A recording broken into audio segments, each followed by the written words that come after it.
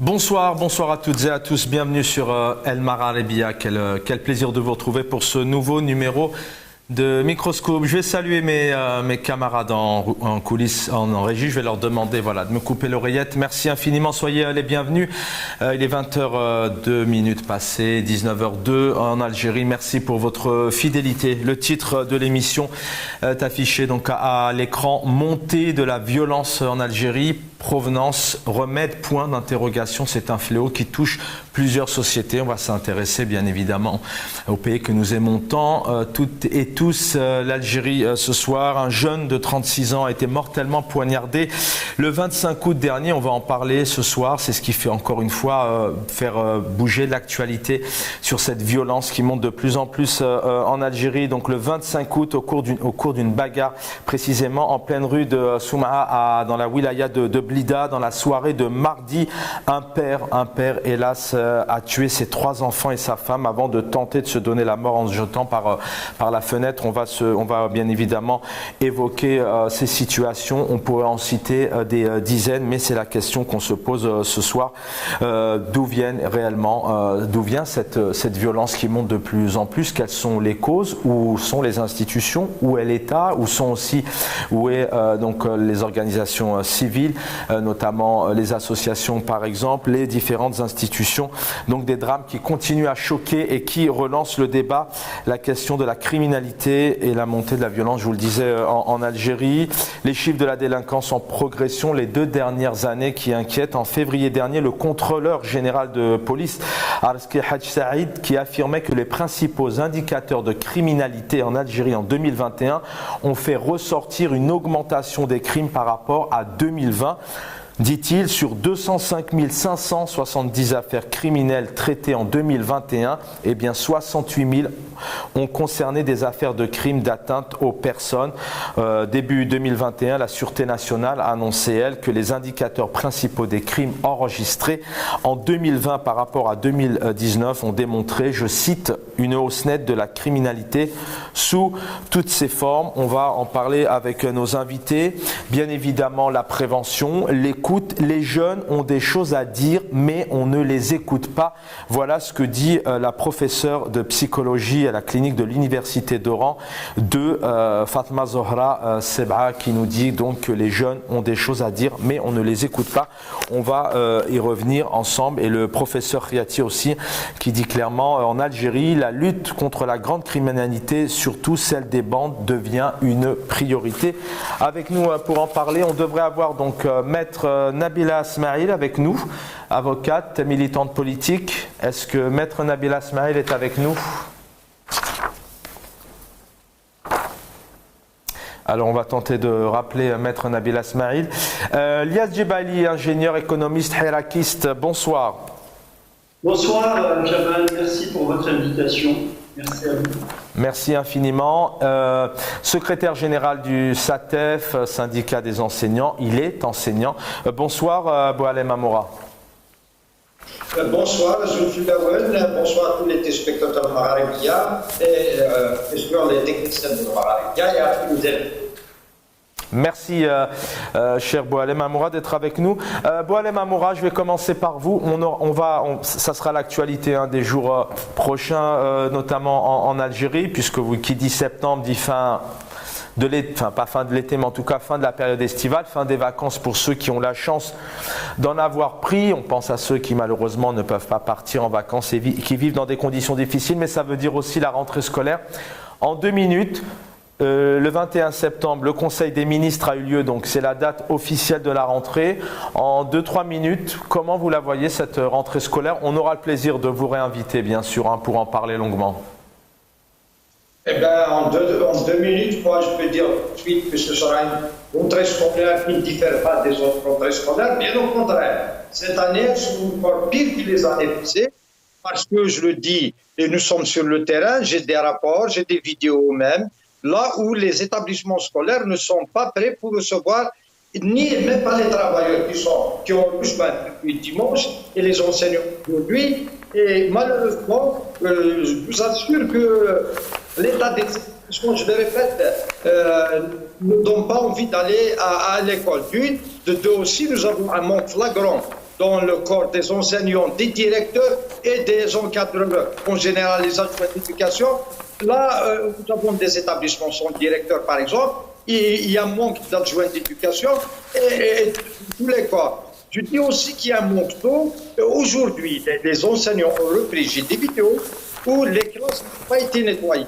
Les bacs à poubelle, n'ont pas été vidés depuis la fin de l'année. Ils sont toujours en l'état. Je connais des établissements qui n'ont même pas de gardiens, des écoles primaires, des collèges qui n'ont pas de femmes de ménage. Mais qui va nettoyer? Moi, je pense que ce n'est pas les enseignants, elles l'ont toujours fait. Elles le feront. Je sais que ce n'est pas leur rôle que de nettoyer les classes. Ajouter à cela, bien sûr, on parle d'anglais, on parle jusqu'à présent. Eh bien, nous sommes dans le flou, malgré les déclarations du ministre de la Santé qui dit que nous devons surseoir à l'enseignement par groupe, et le SATEP, bien sûr, l'avait même demandé l'année passée, avant même cette année, mais on aura le problème de la surcharge.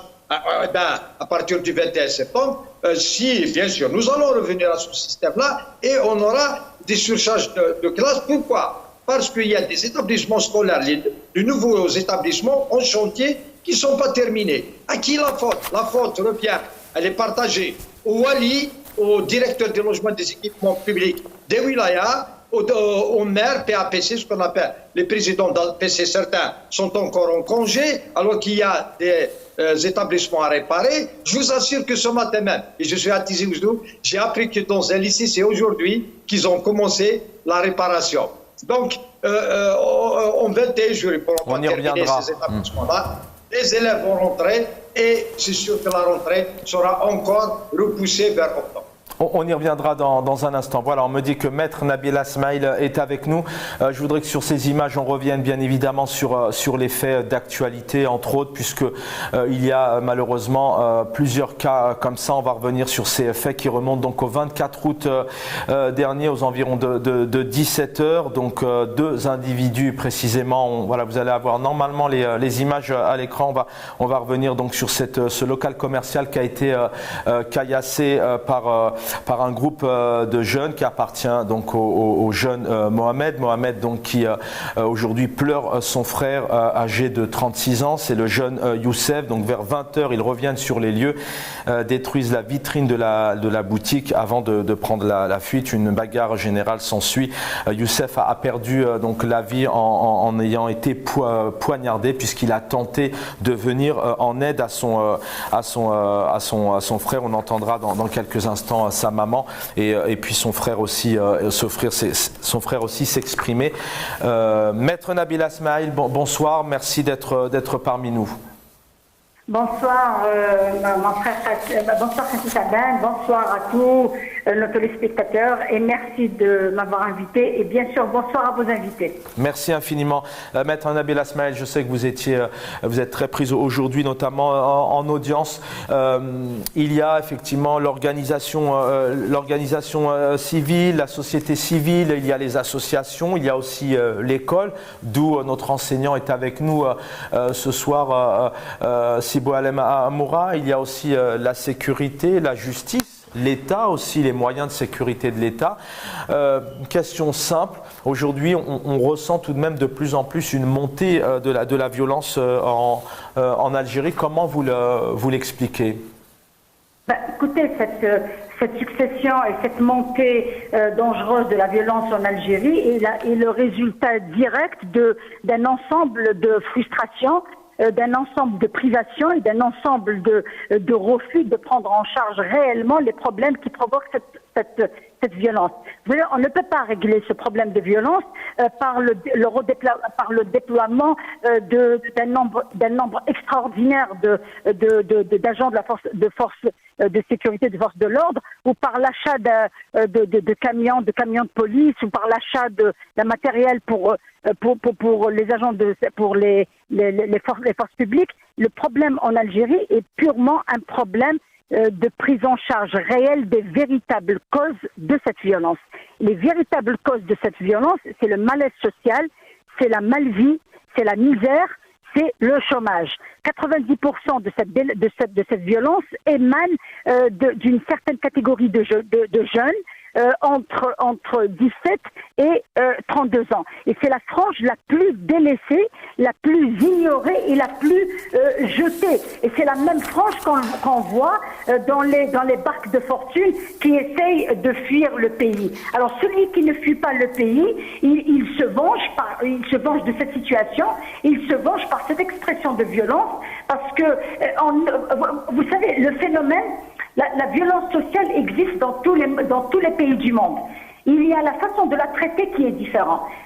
Souvent, beaucoup la traitent sur le plan sociologique, psychologique, pour essayer d'attaquer les vraies raisons et de les traiter. D'autres les traitent comme l'Algérie. L'Algérie a choisi de les traiter par la façon la plus mauvaise. C'est la répression. La répression et la violence n'engendrent que la violence.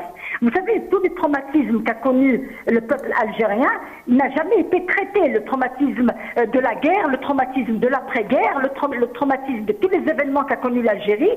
Donc c'est un cumul de frustration, de refus, de rejet. Et c'est tout à fait normal que sur le plan psychologique, vous ne pouvez pas éduquer quelqu'un qui a un ensemble de frustration qui n'est pas compris, qui est rejeté. Et nous sommes malheureusement dans un pays où le pouvoir n'a jamais associé les concernés, les spécialistes, notamment les psychologues, les sociologues. Ils n'ont jamais été consultés dans l'élaboration des programmes pénitentiaires, dans l'élaboration des programmes scolaires. Parce que quand vous dites que pour ce jeune Slimane Rabbi Rahmou, et je profite de l'occasion pour présenter mes sincères condoléances à sa famille, quand on prend ce cas-là, il s'agit d'un repris de justice. C'est un repris de justice qui a été condamné et qui a bénéficié de la grâce. Maintenant, il faudra revoir ce système de grâce aussi. Cette grâce doit obéir à beaucoup de critères, notamment le degré de réinsération, le degré de ça veut dire que c'est pas uniquement pour le punir, c'est pour aussi le corriger. Il va revenir vers la société de sorte à ce qu'il soit accepté. Il ne va pas revenir avec la frustration de la prison pour commettre encore un crime plus grave. Parce que ils ont bénéficié de la grâce.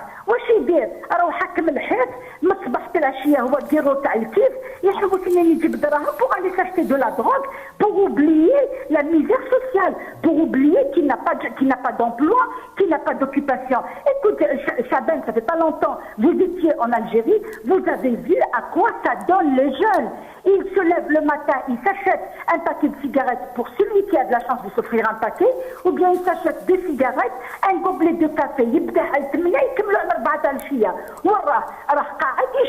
il chauffe le défilé. Et cette frustration chez les jeunes, l'origine de cette violence, c'est de savoir que ils vivent dans un pays riche, où il y a en fait deux Algéries. Il y a l'Algérie, t'as le club d'État, il y a l'Algérie, t'as le Fawali. Alors qu'est-ce que vous voulez que j'attende de ce jeune? Et qu'est-ce que vous voulez que j'attende du policier qui, malgré tous les moyens qu'on leur donne, ils mettent les gens en prison, ils font tout ce qu'il fait, ils se battent contre le crime, ensuite il vient la grâce, et elle efface tout comme si de rien n'était. Il y a un problème d'insertion, un problème de véritable prise en charge. Quand vous avez une école où les enseignants, je tiens à vous le dire et à en témoigner en direct, les enseignants qui ont surveillé les épreuves du bac ont été menacés par les élèves. Si vous nous dénoncez, vous sortez dehors, vous allez voir ce qui vous attend. Beaucoup d'enseignants ont présenté des certificats médicaux. Alors cette violence qui est dans les écoles, qui est dans la rue, qui est dans les cafés, même c'est le résultat direct d'une mauvaise prise en charge réelle des causes de cette violence. On ne peut pas traiter le phénomène, il faut traiter les causes de ce phénomène. Parce que la violence qu'on voit aujourd'hui, c'est une résultante.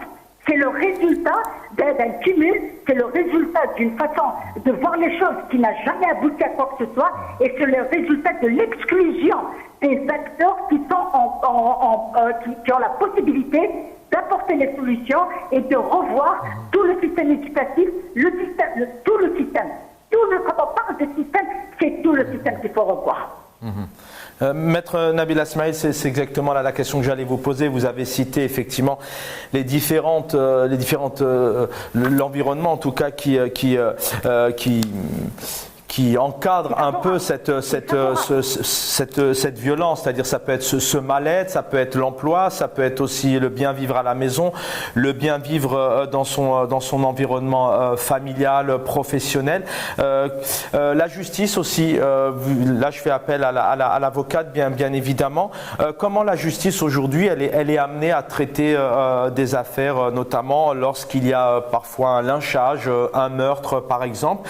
Est-ce que derrière il y a des suites réelles qui peuvent aussi devenir des exemples et à permettre indirectement ou directement à d'autres de ne pas se diriger vers d'autres actes? Est-ce que cette justice en Algérie, est-ce que c'est une justice parfois aux ordres, comme vous pouvez aussi si bien en parler parfois, en définir, ou est-ce que sur ces affaires-là, tout de même, les procureurs, d'ailleurs, on n'a pas encore entendu le procureur s'exprimer ou faire une conférence de presse. Ça aussi, c'est peut-être un manque. Il n'y a pas assez de communication là-dessus. Écoutez, d'abord, moi j'ai l'habitude de dire que la justice elle est aux ordres quand il s'agit d'affaires politiques.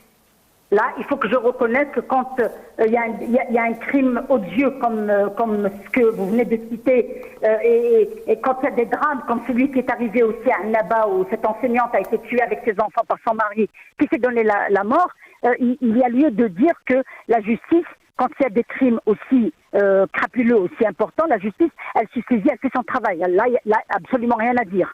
Mais la justice aux ordres, moi je la qualifie comme ça quand il s'agit de détenus d'opinion, quand il s'agit de procès politiques, c'est là que il y a des orientations, il y a des orientations. Mais quand il y a un crime, on peut pas masquer ça, on peut pas dire c'est pas vrai, Hadid Jama'a n'a pas tué. Mais il y a aussi cette même justice qui a un pouvoir sur le programme des instances pénitentiaires, qui peut jouer un rôle dans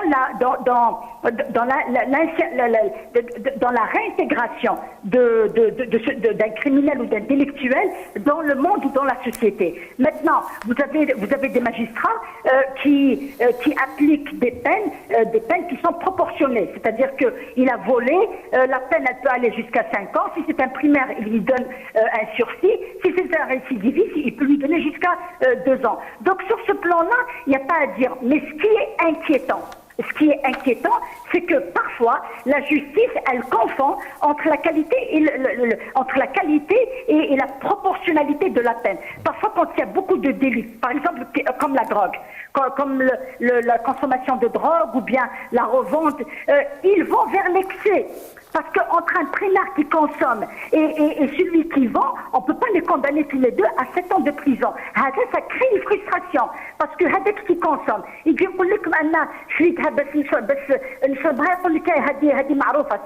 ça, on connaît cette chanson, allez, c'est tout le monde jusqu'à 7 ans. Quand ils sent qu'il y a une injustice, on ne l'a pas laissé parler, on ne l'a pas compris, on ne lui a pas tendu la main. Donc c'est tout à fait normal que ce bonhomme, il va rentrer en prison, il va rentrer dans l'école de la criminalité. Il s'est dit l'ijram à l'intérieur de la prison. D'ailleurs, nous sommes étonnés parfois, c'est eux qui nous donnent, ils nous parlent de la procédure que beaucoup de juristes ne connaissent pas. Parce qu'ils savent comment mentir aux juges, alors que quand c'est un primaire, il faut lui donner la chance de se rattraper, de se réinsérer dans la société. Maintenant, vous me dites que la justice, elle est aux ordres. Elle n'est pas aux ordres dans ce genre de crimes de droit commun. Parce que peut-être il y a des orientations. Les crimes, il faut lâcher un peu. Parce qu'il y a aussi une chose. Nous n'avons pas les capacités matérielles de recevoir autant de détenus. Les maisons d'arrêt en Algérie sont submergées. Les moyens qui sont alloués au traitement, aux médicaments, la logistique, ça coûte beaucoup pour l'Algérie. Alors pourquoi ne pas penser à un autre système? Ils avaient commencé par le système c'est-à-dire un primaire, vous allez le condamner à faire des travaux d'intérêt général. il va faire 4 jours, par exemple, 4 jours de nettoyage, 4 jours d'entretien des rues, sous l'égide et sous le contrôle des agents de la prison ou bien des policiers. Ça peut apporter un plus pour le pays, pour Merci. la communauté, pour la collectivité locale. Mais il y a une chose sur laquelle il faut insister. La violence en Algérie, elle commence à atteindre un taux très très grave. Il est temps d'engager des réflexions sur ce sujet. Il est temps de prendre ce sujet au sérieux, mais malheureusement, même ce sujet qui est très dangereux, qui est très grave, malheureusement, il est soumis à la volonté des pouvoirs publics qui peut-être la situation profite. Alors continuez, je voulais vous garder encore 2 minutes justement. Je pense que ce que vous venez de dire est aussi un peu lié à la question pour pouvoir mettre ce dossier sur la table et en parler.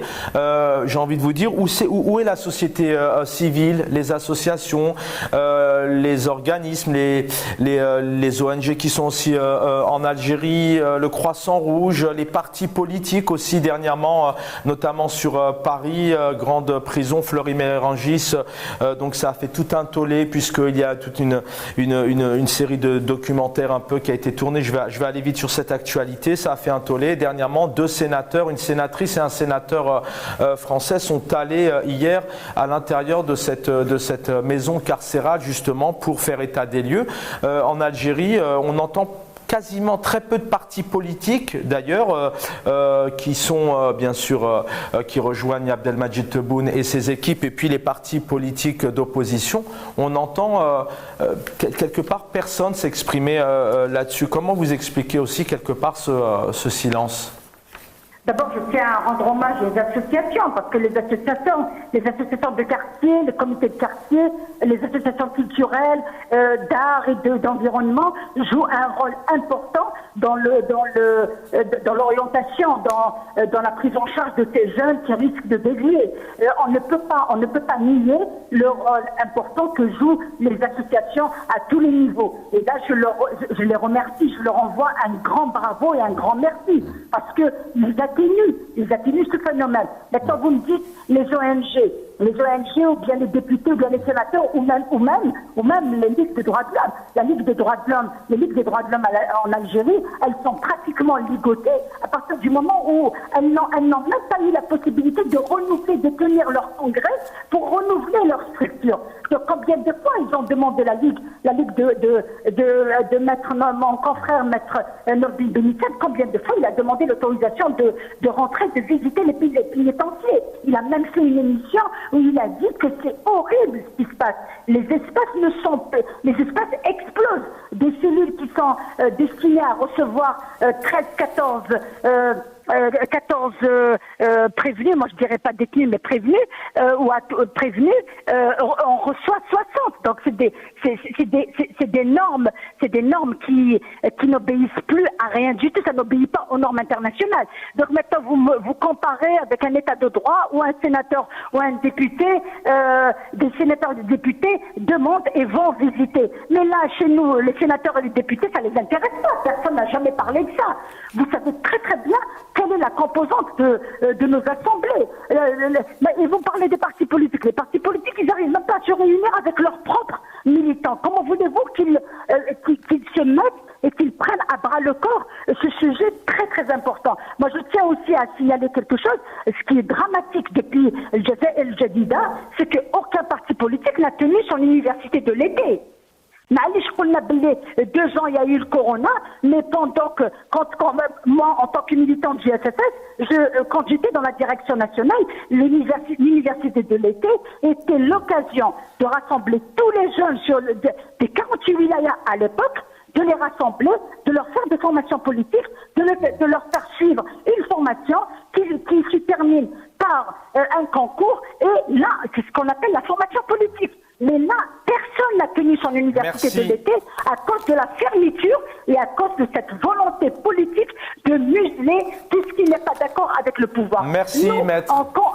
On continue à dire que le pouvoir, que l'État, le premier responsable, Les responsables à la tête de ce pays doivent prendre en charge ce problème parce qu'il y va de la sécurité du citoyen et la constitution de ce pouvoir Merci, a maître. bien précisé, excusez-moi, je dois terminer sur ça, la constitution de 2020 a bien précisé que le citoyen a le droit à la sécurité.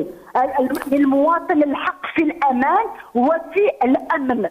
Donc ça, il ne faut pas oublier que c'est un droit constitutionnel. Merci à vous. C'est moi qui vous remercie et c'est bien que vous ayez terminé là-dessus. C'est vrai que tout responsable politique, tout État doit bien assurer la sécurité, bien évidemment, de son peuple à tous les niveaux. On va écouter ici la maman du défunt Youssef, paix à son âme. Vous allez avoir ici, bon, elle nous parle vraiment elle nous raconte un peu de ce qui s'est passé, bien évidemment, des mots très, très douloureux et on l'écoute. السلام عليكم. أنا يمة سليمان يوسف.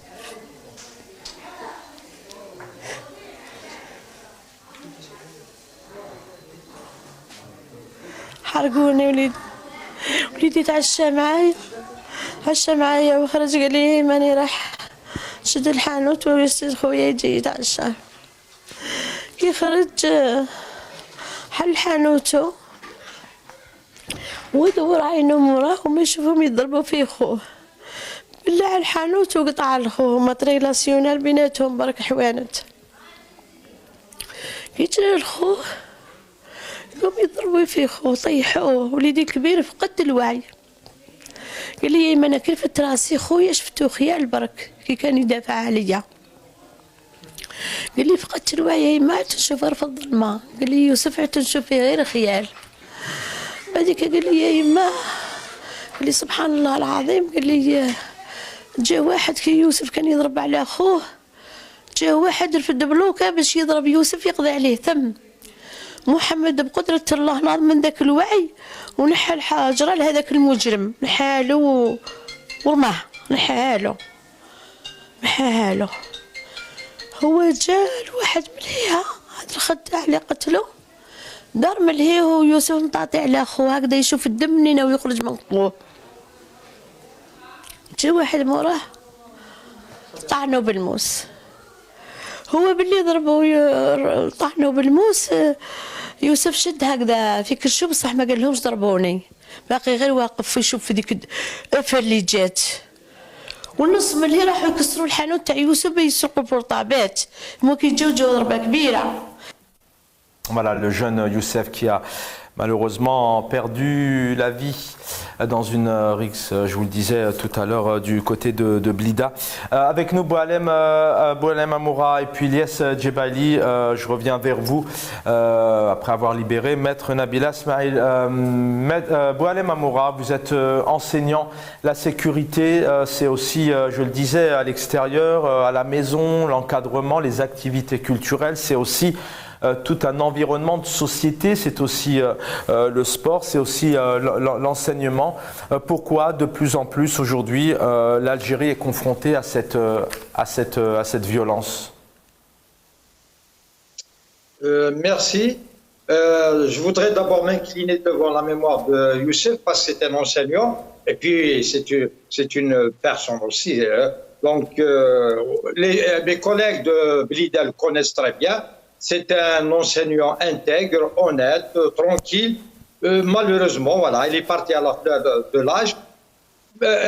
Comment expliquer cette violence? La violence, elle est partout en Algérie. C'est comme la corruption. Vous avez la violence. Même des fois, on ne parle pas de violence verbale parce que nous sommes dans le secteur de l'éducation. On a connu des élèves qui allaient se suicider. Pourquoi? On a découvert que, par exemple, une fille, je ne vais pas citer la wilaya, elle était cancéreuse, donc elle se rasait les cheveux, elle n'avait pas de cheveux, elle portait le foulard, mais ses camarades, ils l'harcelaient quotidiennement. Donc elle ne voulait plus aller à l'école. Pourquoi? Parce qu'elle est harcelée et elle était malade. C'est qu'elle ne la comprenait pas. Donc il y a une violence verbale, elle est présente même dans les cafés, dans les mosquées, partout. On avait des vidéos là, même dans les mosquées, il y avait des bagarres. Il y a de la violence sur la route.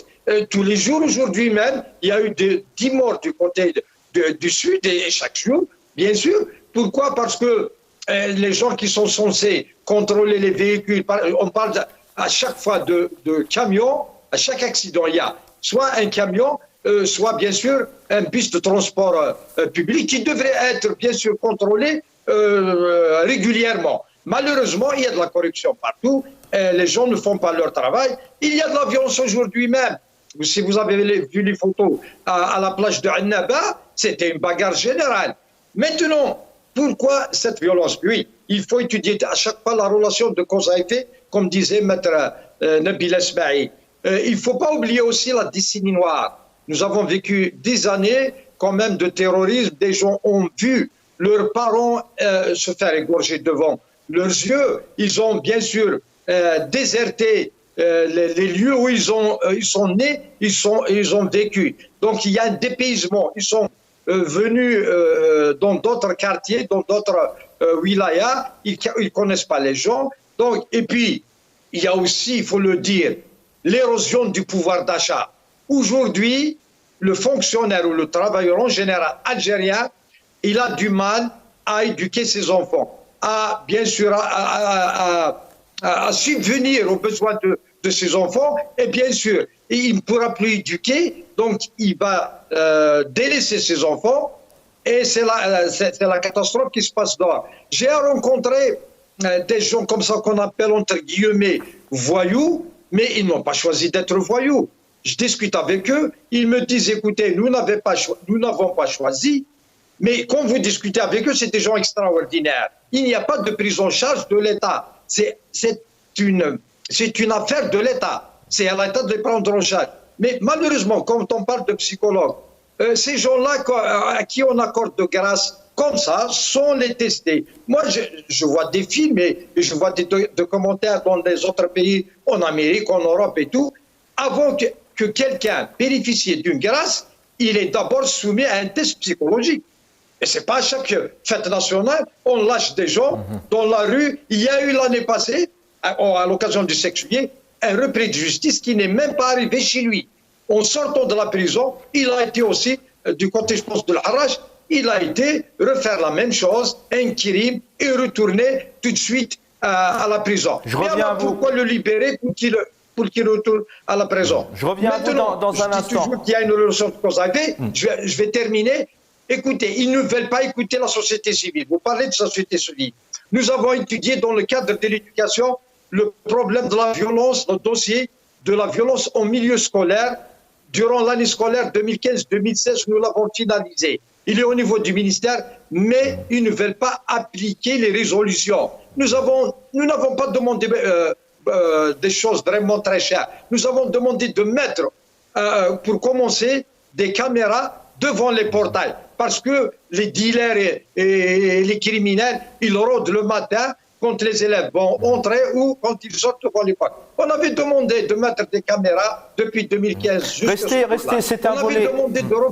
C'est un volet que je vais évoquer avec vous.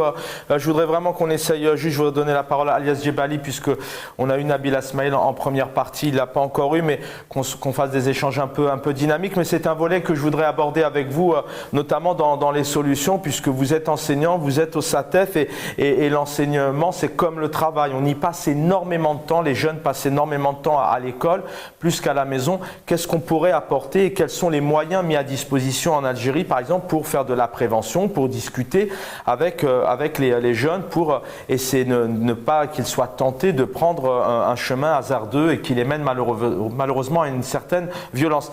Alias Djebali, merci d'avoir patienté, c'est à votre tour. Je vous donne la parole sur cette montée de la violence aujourd'hui, avec ces différents, cet environnement particulier, une violence qui peut être aussi régulée, régie, stoppée à différents niveaux de la société, de la maison à l'école, en passant bien sûr par l'État, la justice, la sécurité, la police. Merci Chaban. Tout d'abord, je m'incline devant la mémoire de Youssef qui a perdu sa vie à la fleur de l'âge en laissant une jeune femme et 2 enfants en bas âge. Monsieur disait les voyous. Il y a des voyous en col blanc, mais qui ne tuent pas en fait. Et ceux qui ont assassiné, qui ont tué Youssef, pour moi, c'est plus que délinquants. Ce qui m'a interpellé en tant qu'humain, c'est cette facilité avec laquelle des délinquants, des assassins, pouvaient sévir sans la moindre crainte, hein, en étant public, munis de sabres, de couteaux de boucher. C'est comme si on était, je veux dire, à l'âge des pierres. C'est ça, c'est cette facilité de venir et d'en découdre et de mettre fin à une vie humaine. C'est comme si la vue d'un être humain n'avait pas de valeur. C'est intéressant ce que vous dites. Quand on regarde cet acte-là, qui est bien évidemment, la justice, on l'espère, parlera, on laisse les enquêteurs travailler, mais selon vous, d'un point de vue général, si on cherche maintenant en profondeur, pourquoi on arrive dans un aussi beau pays qui est l'Algérie, avec une belle jeunesse, avec toute cette richesse et tout ce qu'il y a à faire dans ce magnifique pays, comment on en arrive à malheureusement à trouver des hommes et des femmes, des hommes avec un grand H, qui en arrivent à de tels actes? Qu'est-ce qui peut générer ça? Un enfant, né enfant, il ne devient pas criminel, je mets ça bien sûr au conditionnel, hein, la justice fera son travail. Mais pourquoi on en arrive à de tels actes? Absolument, Chaban. Moi, je suis pas un expert. Je suis un ingénieur économiste, mais je suis pas un expert. Je connais pas l'appareil législatif algérien. Est-ce qu'il est cohérent? Est-ce qu'il est complet, incomplet, périn, pas périn? Est-ce qu'ils ont modernisé leur texte pour s'adapter par rapport à la vie moderne maintenant? Ça, je suis pas spécialiste. Mais en tout cas, ce que je sais, c'est que, dont j'en suis sûr, c'est le trauma colonial ou le traumatisme de la décennie noire ou rouge. Nous remarquons quoi? Nous remarquons que la violence, elle fait partie du quotidien. Elle fait désormais partie du quotidien, au même titre que la corruption. Mais la violence, quand un pays vit sous la violence, ça devient invivable et intenable. Non seulement les assassinats, aussi il faut évoquer les violences sexuelles. Une jeune fille de 19 ans, Shaima, qui a été assassinée par un monsieur, disons, elle était en train de faire son footing, que sa place était dans la cuisine et nullement en train de faire le footing, c'est-à-dire sa place était dans la cuisine. Ça, c'est quoi? Est-ce qu'on peut dire c'est le laxisme de l'État? Est-ce que c'est la complicité aussi de la société parce qu'il y a des tabous? Qu'est-ce qu'il faudrait ne pas dénoncer un crime parce que vous avez été violé, ceci ou cela? C'est tout un ensemble. Macron, quand il est venu en Algérie, il a dit « Je remercie Oran à Alger et surtout la jeunesse ». Mais cette jeunesse, elle souffre en Algérie. Cette jeunesse, elle n'a jamais vécu. Il n'y a pas de salle de cinéma pour cette jeunesse. Cette jeunesse, quand elle fréquente les bancs universitaires, après, quand ils finissent leurs études, il n'y a pas de logement. Ils ont du mal à préparer leur vie, à préparer leur avenir. Ils sont où les centres culturels? Ils sont où les bases vies? Alors la défaillance, selon vous, la défaillance, la défaillance, elle est dans un accompagnement, dans un projet politique, dans un système construit avec des institutions où on peut accompagner, rencontrer, discuter à tous les niveaux. La défaillance justement d'en arriver à de tels actes, c'est ce que vous dites là, c'est qu'il y a un manque d'encadrement à tous les niveaux, de la culture à la littérature, aux universités, aux associations. Il y a un manque de liberté peut-être?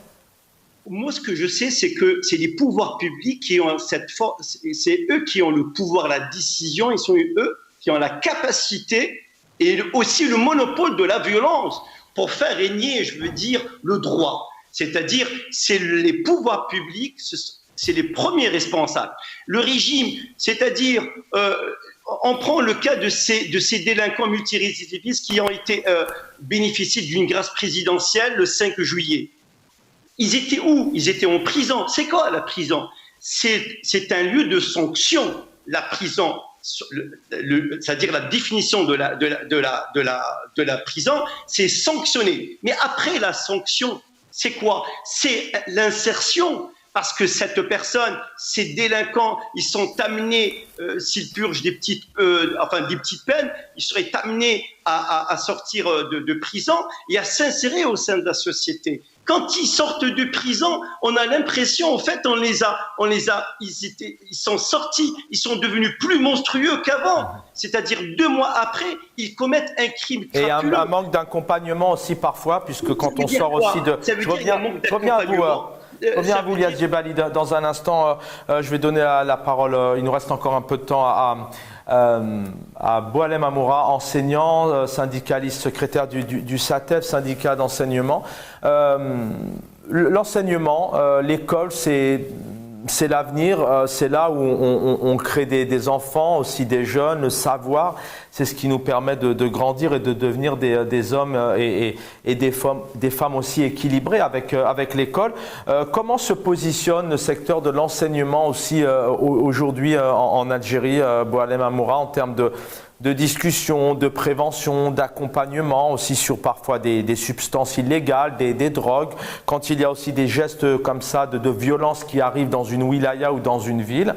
Est-ce que derrière, on a les moyens en Algérie? Est-ce que le système, notamment de l'éducation, donne priorité, donne des moyens à ce qu'on discute dans les associations, dans les quartiers, dans les écoles surtout, ou est-ce que malheureusement, c'est quelque chose qui est devenu général et on avance avec sans moyens?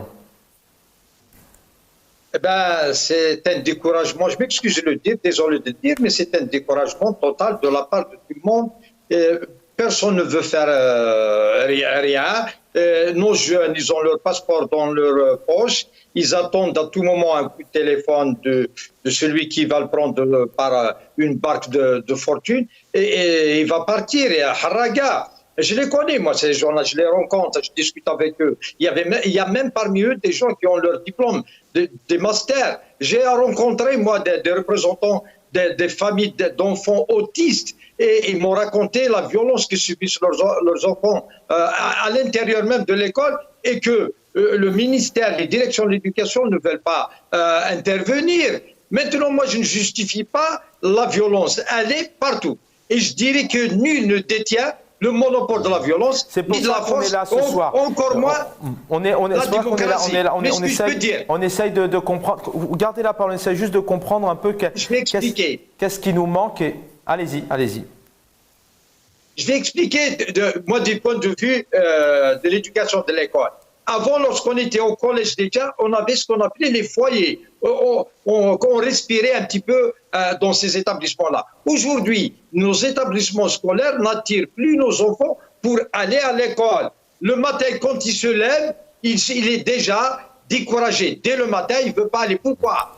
L'architecture, de deux. Vous avez les programmes, ils sont trop chargés. Je vais parler aussi des rythmes scolaires. C'est un dossier que nous avons discuté l'année 2012. Il est terminé parce que nos enfants, ils passent beaucoup de temps dans des classes. Je ne vais pas dire dans l'école, mais pas dans la cour. Et vous avez aussi, il n'y a aucune activité sportive ni culturelle. À l'époque, on avait des permanences, qu'on avait des vides durant la journée et même des demi-journées libres. Aujourd'hui, je suis enseignant, nos enfants n'ont même pas une après-midi de libre pour aller faire des activités culturelles ou sportives. Il est obligé de les faire peut-être le soir, après 19h.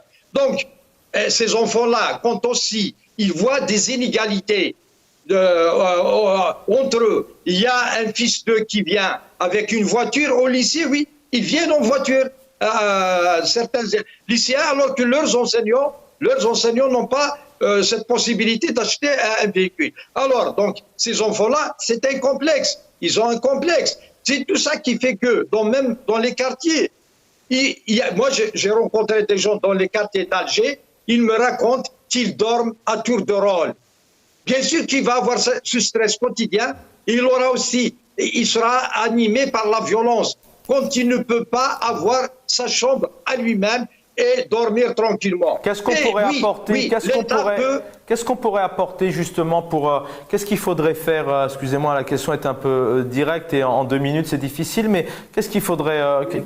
Quels sont les responsables où est la responsabilité de cette tableau noir que vous nous faites tout de même à vous entendre? On pourrait pas croire que nous parlons de l'Algérie. Où est la défaillance? Comment on en arrive là aujourd'hui? Il y a un manque d'argent en Algérie, il y a un manque de moyens, il n'y a pas de système, il n'y a pas de compétences.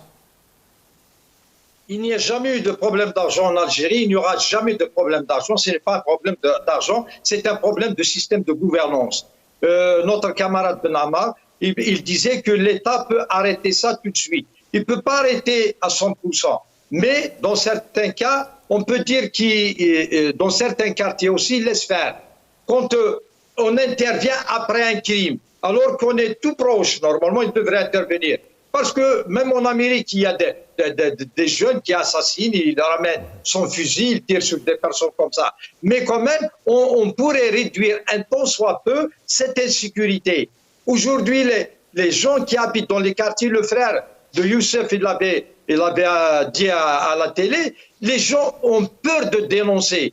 Parce que vous dénoncez, eh ben, le lendemain, vous allez voir votre maison soit brûlée. En tout cas, il y aura une vengeance de la part de ces gens-là. Vous n'êtes pas protégés. Écoutez, moi-même, j'ai déposé 3 plaintes contre un PAPC pour violence, et le procureur, il les a classés jusqu'à présent.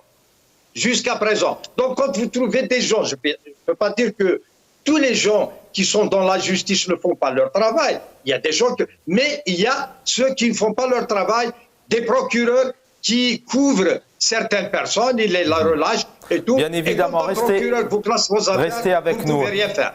Restez avec nous, bien évidemment. Le but, c'est pas de mettre tout le monde, comme on dit en l'expression, dans le même sac. C'est essayer vraiment de comprendre. Je vous propose d'écouter maintenant le témoignage aussi poignant et douloureux de Mohamed, le frère de Youssef du côté de Blida, justement. Youssef qui a perdu la vie.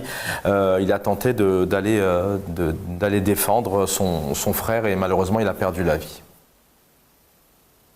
راهم كيما يقولوا عايشين في رعب، نكذب عليك، تقبل دارك تروح نقولوا الضيف ولا عندك وليمه دارك راحت، هذا يدير باللي يسرقوك. وين رانا رايحين؟ السكات هذا شوف واش جاب لنا، هذا خايف وهذاك خايف وهذاك خايف، هاك شوف والله غير نسمح من حقي. تاع روح شوف تشكي به ماك في الخير، تخليه ماك في الخير، تروح تشكي ماك في الخير، كيما درنا حرنا. مع هذا القوم هذا زوج قرمود وكيف ما يلاقيش على وجهه ماشي تقول شغل كي يجي هكذا نعطي له مخدة خاطر ما نخافوش خوف من ربي موت وحده كيما مات خويا ونتفن في هذاك المضرب كاع نروحوا ذاك المضرب بصح بزاف انا نخمم للجيل اللي راهو جاي ان شاء الله انا نموت انا بصح الجيل هذاك اللي راهو جاي ان شاء الله ما يتقاش هذه اللي يقولها شعب زايد خداعيك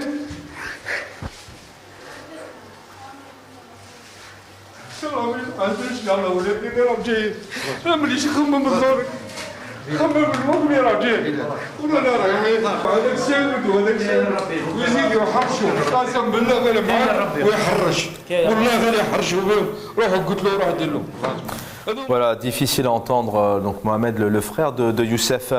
Lies Djebaili, vous pouvez réagir sur ce que vient de dire Boualem Amoura, mais on a tout de même en Algérie un système de sécurité tout de même reconnu, puisque on sait très bien que lorsqu'il faut encadrer certaines organisations, certaines manifestations aussi du peuple ou même de partis politiques, il y a tout de même un système qui est présent et parfois qui est performant aussi, puisqu'il est organisé, il est là, et on se rend compte que parfois sur certaines violences, certains crimes, certaines rixes, il n'y a pas ce travail qui est fait justement. Alors on le dit bien, il y a de la violence partout, il y a des rixes aussi en France, il y en a plein dans toutes les villes, mais il y a aussi un dispositif, un système qui est mis en place. Comment vous voyez cette comparaison? Est-ce que les moyens sont mis en place en Algérie en termes de sécurité? En fait, il faut cesser de dire que l'Algérie, il faut cesser de parler des moyens en Algérie. L'Algérie, elle a les moyens. Elle a même des organes qui sont capables d'organiser de la surveillance, la protection. Ils sont capables, oui, ils ont cette capacité parce qu'ils ont tout misé sur le sécuritaire. Mais le peuple, au fait, il en pâtit. Quand il s'agit des droits communs, je veux dire, il y a une défaillance de l'État. Je pense que notre problème, il faut refonder toute l'éducation. Si l'éducation, on s'en fout que la personne vienne en voiture. Non, on s'en fout de ça. On n'est pas là pour faire des jugements hâtifs. Est-ce qu'il vient en voiture? Est-ce qu'il vient sur bicyclette? Ou est-ce qu'il vient sur 2 roues? Non, c'est pas ça. Le problème, comment construire et sauver notre jeunesse? Parce que cette jeunesse, c'est elle qui va porter l'Algérie de demain. L'enseignant doit aussi donner l'exemple. L'élève doit aussi donner l'exemple. Les parents aussi doivent donner l'exemple. L'État aussi. Le premier responsable, c'est l'État. Mais c'est tout un ensemble, finalement. C'est tout un ensemble. Vous savez, quand vous avez... C'est le mal-être. Le mal-être, c'est à l'intérieur. La frustration, quand on vit mal, quand on n'arrive pas à avoir ce qu'on veut. Cette personne a perdu la vie, Allah yarhamou Youssef, parce que ces délinquants ou ces voyous, ces assassins, ces criminels, parce qu'ils voulaient pas pour voler quoi? Pour voler des portables. Ça veut dire que la sanction n'a pas suffi. La sanction est-elle suffisante ou pas? C'est pas moi qui le dis. Est-ce que le juge était clément ou non? Pourquoi les services de sécurité n'ont pas intervenu? Mais franchement, on a l'impression, on est quand même en Algérie. C'est-à-dire, on a tous les moyens. Maintenant, il y a une partie de la société qui devrait réagir et dire stop à la violence. Il faut tout reconstruire dans ce pays, parce que ce pays souffre le quotidien. Quand vous avez une inflation galopante, quand vous avez les salaires qui traînent, quand vous avez un diplômé qui finit ses études, il habite dans deux pièces avec une femme, 3 enfants, elle est où la vie? Il faut donner la vie à la vie, je veux dire.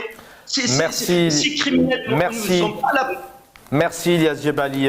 Effectivement, ça pourrait se résumer, enfin, en tout cas ça peut se résolver à différents environnements de la société. 30 secondes, le mot de la fin, vraiment 30 secondes, je dois rendre l'antenne, cher Boualem Amoura.